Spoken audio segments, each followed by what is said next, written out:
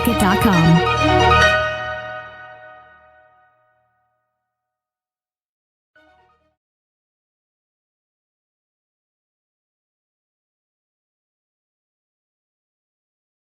Friends, आप लोगों को पता ही होगा कि दुबई को ऐशो आराम और शान और शौकत का दूसरा नाम माना जाता है। परंतु क्या आप लोगों को मालूम है कि हर तरह से सुख सुविधाओं से भरी हुई दिखने वाली ये दुबई सिटी असल में बहुत सूखी हुई है।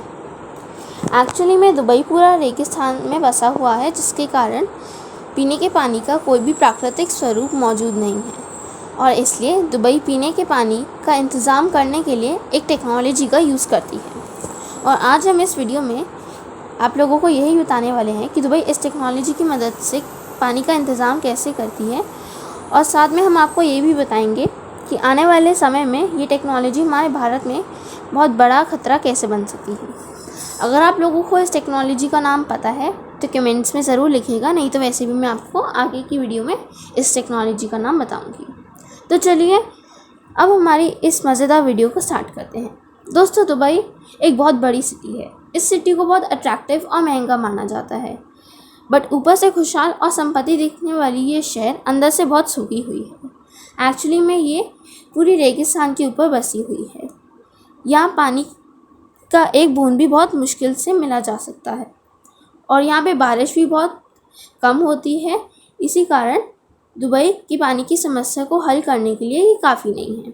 अब वैसे तो समुंदर के किनारे बसे होने के कारण दुबई के पास पानी की कोई कमी नहीं है, परंतु समुंदर का पानी खारा होता है, इसलिए इसे पिया नहीं जा सकता। अगर लगातार इस पानी को कोई इंसान पी ले तो इस खारे पानी से उस इंसान की मौत भी हो सकती है। अब प्रश्न उठता है कि इस पानी की प्रॉब्लम को कैसे सॉल्व करा जा सकता है। एक्चुअली में दुबई के पानी को शुद्ध करने के लिए बहुत सारे डिसैलिनेशन प्लांट्स बनाए गए हैं और इन प्लांट्स के अंदर समुंदर के खारे पानी से नमक को दूर करके बनाया जाता है। लेकिन सुनने में ये प्रोसेस जितना आसान लगता है उससे कहीं बहुत ज़्यादा डिफ़िकल्ट है। दिन रात चलने वाले प्लांट्स को पैसों और रख रखाव की बहुत ज़रूरत होती है, जिसके चलते उनकी चलाने खर्चा बहुत बढ़ जाता है। इसमें 1000 लीटर के पानी को फ़िल्टर करने का खर्चा $60 यानी कि 4400 रुपये तक का होता है। अब जाहिर सी बात है, पानी के लिए इतना ज़्यादा खर्चा झेलना किसी भी सरकार के बस की बात नहीं है। इसलिए दुबई सरकार ने एक सल्यूशन की खोज करी है जो कि इस खर्चे से उनका बचाव कर सकती है, और ये सल्यूशन क्लाउड सीडिंग टेक्नोलॉजी है। अब आप में से बहुत सारे लोग इस क्लाउड सीडिंग टेक्नोलॉजी के बारे में बहुत पहले से ही जानते होंगे, लेकिन जो लोग नहीं जानते हम उन्हें बता दें कि इस टेक्नोलॉजी का यूज़ आर्टिफिशियल रेन में किया जाता है। चलिए अब पता लगाते हैं कि दुबई इस टेक्नोलॉजी को कैसे यूज़ करते हैं। इसके लिए सबसे पहले हमें बारिश का बेसिक कॉन्सेप्ट को समझना होगा। सूरज की किरणें जब अर्थ की सरफेस के पानी पर पड़ती हैं तब वो पानी वाटर वेपर यानी कि भाप के रूप में बनकर ऊपर आसमान में उड़ने लगता है, और क्योंकि ऊपर का टेम्परेचर ठंडा होता है इसलिए ये वाटर वेपर ऊपर जाकर फिर से छोटी छोटी पानी की बूंदों में बदल जाता है। वाटर ड्रॉपलेट्स, जो कि पानी की सबसे ज़्यादा प्योरेस्ट फॉर्म होती हैं, ये ऊपर जाकर इकट्ठे होकर बादलों का रूप ले लेती हैं। साथ ही बेहद स्मॉल साइज़ की होने की वजह से ये बहुत ज़्यादा लाइट वेट की भी होती हैं। ये स्मॉल साइज़ की बूंदें जब धरती की ज़मीन पर तब तक नहीं गिरती जब तक कि ये आपस में जुड़कर बिग ड्रॉपलेट्स का रूप ना ले लेती। अब जबकि ये पानी की प्योरेस्ट फॉर्म होती हैं इसलिए ये एक दूसरे के साथ जुड़ती भी नहीं है, पर जब इन ड्रॉपलेट्स से धुएँ टकराते हैं तो फिर ये ड्रॉपलेट्स प्योरेस्ट फॉर्म में नहीं रह जाती और एक दूसरे के साथ जुड़ना शुरू हो जाती हैं, और फिर जैसा ही इनका वज़न बढ़ता है फिर ये ग्रेविटी की वजह से नीचे ज़मीन पर गिरने लग जाती हैं, जिसको हम बारिश कहते हैं। देयरफॉर फ्रेंड्स, ये था प्राकृतिक स्वरूप से बारिश होने का बेसिक कंसेप्ट। अगर क्लाउड सीडिंग की बात करें तो इस टेक्नोलॉजी को ईयर 1946 में अमेरिकन साइंटिस्ट विंसेंट शेफर के द्वारा डेवलप किया गया था। बेसिकली ये एक ऐसी टेक्नोलॉजी है जो बादलों में छोटी छोटी ड्रॉपलेट्स को जोड़ने का काम करती हैं।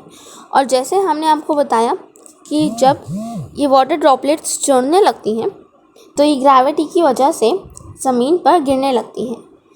दरअसल इस टेक्नोलॉजी में सिल्वर आयोडाइड का एक रासायनिक कंपाउंड बादलों के ऊपर स्प्रे किया जाता है और स्प्रे करने के लिए या तो प्लेन का इस्तेमाल किया जाता है या तो फिर ज़मीन से भी स्पेशल किस्म के जनरेटर्स को बादलों में भेजा जाता है। अब ये रासायनिक कंपाउंड जब बादलों में जाता है तो फिर ये आपस में छोटी छोटी ड्रॉपलेट्स को जोड़कर बड़ी बूंदों में बदल देता है, जिसकी वजह से बारिश होना शुरू हो जाती है।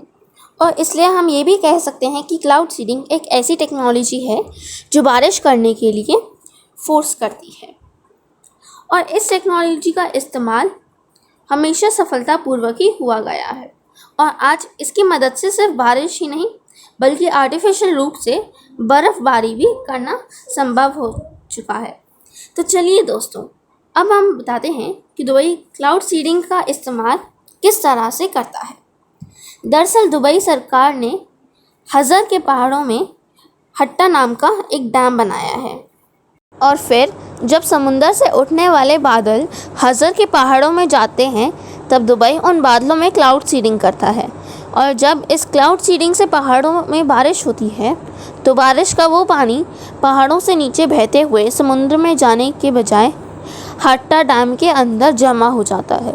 और फिर इस जमे हुए पानी का इस्तेमाल दुबई सिर्फ पीने के लिए ही नहीं करता बल्कि दुबई इससे बिजली का निर्माण करने में भी मदद करता है। अब जहां डिसैलिनेशन प्लांट्स में 1000 लीटर पानी को फिल्टर करने के लिए खर्चा 4400 रुपये के आसपास आता था, वहीं आज क्लाउड सीडिंग की मदद से ये काम सिर्फ 70 से 75 रुपये में ही हो जाता है। और इस तरह से दुबई एडवांस टेक्नोलॉजी की मदद से अपने यहाँ पीने के पानी का इंतज़ाम करता है, जो कि असलियत में ही बहुत यूनिक तरीका है। क्लाउड सीडिंग एक बहुत ही यूज़फुल टेक्नोलॉजी है।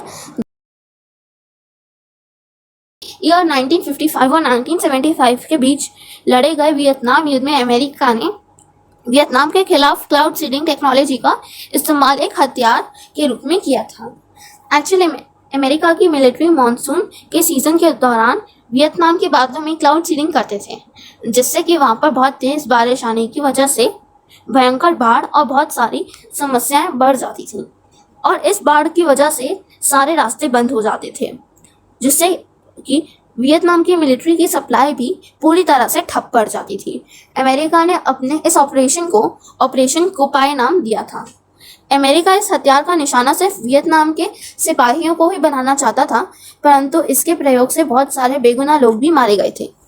इसी कारण यह 1976 में एनवायरमेंटल मॉडिफिकेशन कन्वेंशन नाम का एक एग्रीमेंट बनाया गया था, जिसमें कि यह तय किया गया कि भविष्य में कभी भी युद्ध के दौरान ऐसे तरह के हथियार का इस्तेमाल नहीं किया जाएगा। और इस एग्रीमेंट में कुल 78 देशों ने साइन किया था, जिसमें कि इंडिया, पाकिस्तान, चाइना, अमेरिका और जापान जैसे देशों के भी नाम शामिल हैं।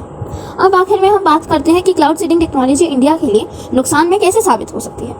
असल में भारत के इस डर की वजह कोई और नहीं बल्कि हमारा पड़ोसी देश चाइना ही है, क्योंकि चाइना का कहना है कि वो वेदर मॉडिफिकेशन की एडवांस टेक्नोलॉजी को बनाने का काम कर रहा है, जिससे कि ईयर 2025 तक वह अपने 1/3 देश को पूरी तरह से कंट्रोल में ले लेगा। और उसने तो सिर्फ रिसर्च पर ही 10,000 करोड़ रुपए से ज़्यादा खर्च कर दिए हैं, क्योंकि वो इस काम को लेकर बहुत ज़्यादा सीरियस है। अगर हम लोग एक्सपर्ट्स की मानते हैं तो उनका कहना है कि चाइना इस प्रोग्राम पर सफल हो जाए तो वेदर कंट्रोल करने का नेगेटिव इफेक्ट्स हमारे देश भारत के कश्मीर और लद्दाख जैसे कई हिस्सों में भी दिखने को मिल सकता है। इसके अलावा अनुमान ये भी है कि चाइना के हाथों में मौसम का इतना कंट्रोल आ जाएगा तो भारत के जो हिस्से चीन के बॉर्डर पर बसे हुए हैं वहाँ पर चीन अपनी मर्जी से कैसे भी वेदर का कंट्रोल और ऑपरेट कर सकता है। लेकिन सभी लोगों को ये ध्यान में रख लेना चाहिए कि मानव जब भी प्रकृति के साथ छेड़छाड़ करने की कोशिश करेगा तो उसका बहुत भयंकर परिणाम सामने आएगा। ऐसे में चाइना के इतने बड़े फैसले पर मौसम बदलना और मौसम को कंट्रोल करना बहुत ज़्यादा डेंजरस साबित भी हो सकता है। अब क्या पता कि चाइना के ऐसे करने की वजह से हमारे देश भारत को भी झुकाना पड़ जाए। तो फ्रेंड्स, ये थी क्लाउड सीडिंग और उससे संबंधित जानकारी। अगर आप लोगों को हमारी वीडियो अच्छी लगी है तो हमारी वीडियो को लाइक करिएगा और शेयर करिएगा और चैनल को सब्सक्राइब करना ना भूलिएगा। Thank you. खत्म। Bye bye, tata, good bye, गया।